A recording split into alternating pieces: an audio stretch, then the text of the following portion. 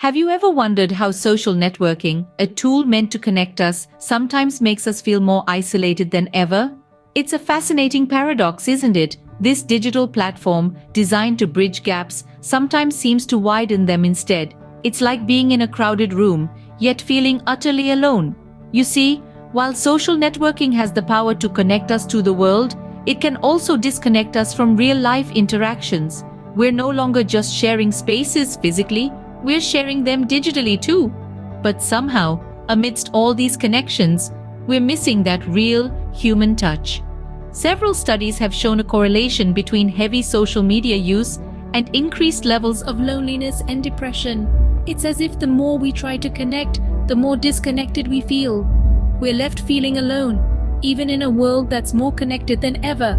So the question arises, is social networking a blessing or a curse? Consider the case of a popular influencer who had thousands of followers but felt incredibly alone. This may sound like a paradox, but it's a reality that many social media influencers face. Take the example of Jane, a lifestyle influencer with a following in the tens of thousands. Jane was admired for her picture-perfect life.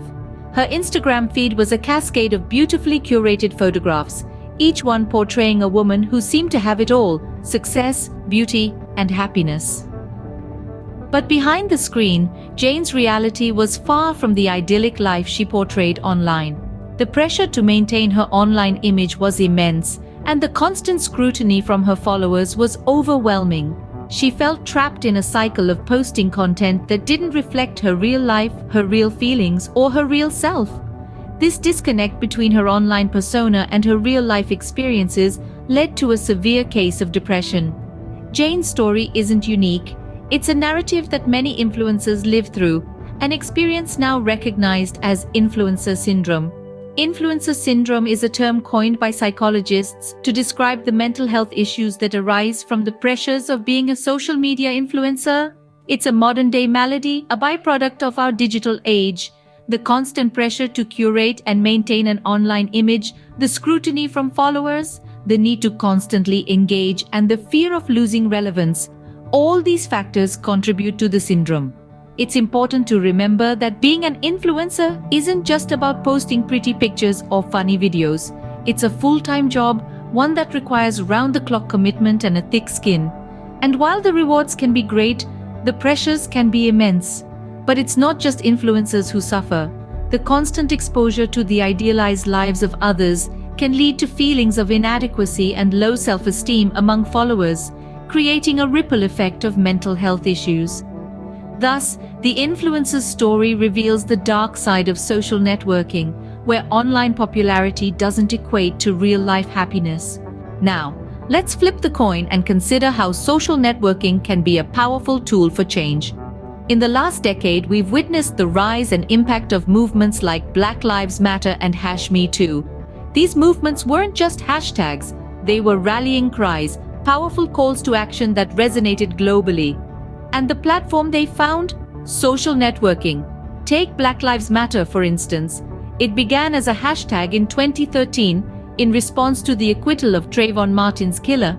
Within a few years, it had transformed into a global advocacy campaign championing racial justice and equality. With the speed and reach of social media, the message spread like wildfire, reaching corners of the world that traditional media couldn't. Social networking sites became the stage where stories of racial discrimination were shared, where dialogues were initiated, where protests were organized. It connected people from different countries, different backgrounds, different walks of life, united by a common cause. Or consider #MeToo, a movement that shook the world. It started as a simple tweet, a two-word hashtag that gave voice to millions of victims of sexual harassment and assault. It was a beacon of solidarity, a space for survivors to share their stories, to feel seen, heard, and understood. Social networking allowed these movements to gain momentum, to reach a critical mass of people, to effect change. It provided a platform for voices that had long been silenced or ignored. It bridged geographical divides, uniting people in a common fight for justice and equality. But it's important to remember that the power of social networking doesn't just lie in its reach or speed, it lies in its ability to connect like-minded individuals, to spark conversations, to foster community. It's a tool for change, a catalyst for social justice movements, a platform for activism.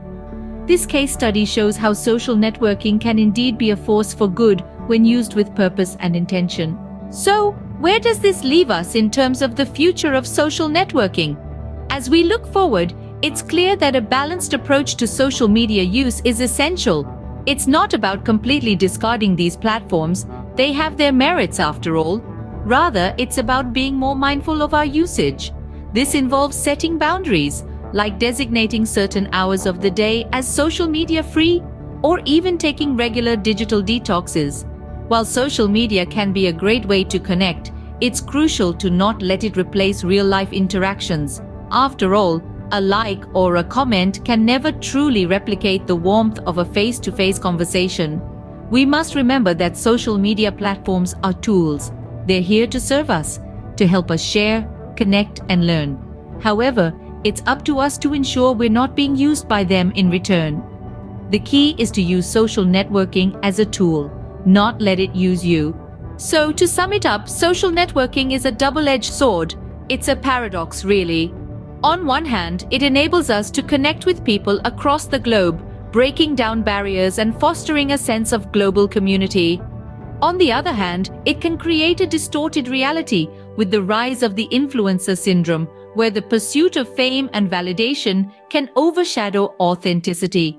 We've seen the power of social media as a tool for activism, bringing issues to the forefront and mobilizing masses. Yet, it's crucial to remember that online activism should complement, not replace, real-world action. Looking ahead, the future of social networking holds immense potential. With advancing technology, we can expect even more opportunities for connection and collaboration. But it's up to us to navigate this digital landscape with care. Remember, it's not about rejecting social networking, but about harnessing its power while staying grounded in reality.